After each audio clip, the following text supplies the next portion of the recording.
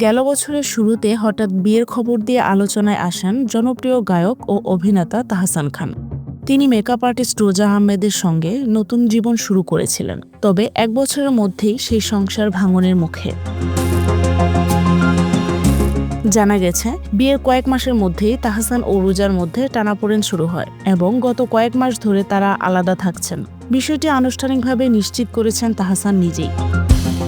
দেশের একটি গণমাধ্যমকে তাহসান জানিয়েছেন খবরটি সত্য।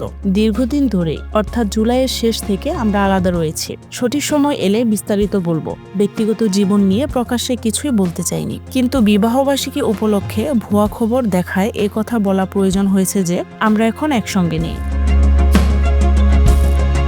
2025 সালে 4 জানুয়ারি মাত্র 4 মাসের পরিচয়ে রোজা আহমেদকে বিয়ে করেন তাহসান খান। রোজা পেশাদার মেকআপ আর্টিস্ট। তিনি 1 দশকের বেশি সময় ধরে বাংলাদেশ ও যুক্তরাষ্ট্রে ব্রাইডাল মেকআপের কাজ করছেন এবং নিউ ইয়র্কে নিজস্ব মেকআপ প্রতিষ্ঠান রয়েছে। এর আগে 2006 সালের 3 আগস্ট অভিনেত্রী রাফিয়াত রশিদ মিথিলার সঙ্গে বিবাহ বন্ধনে আবদ্ধ হন তাহসান। দীর্ঘ 11 বছরের সংসারে ইতি ঘটে 2017 সালে, যদিও তারা 2 বছর আগে থেকেই আলাদা ছিলেন। সেই সংসারে তাহসানের এক কন্যা সন্তান রয়েছে, তার নাম আইরা তাহরিম খান।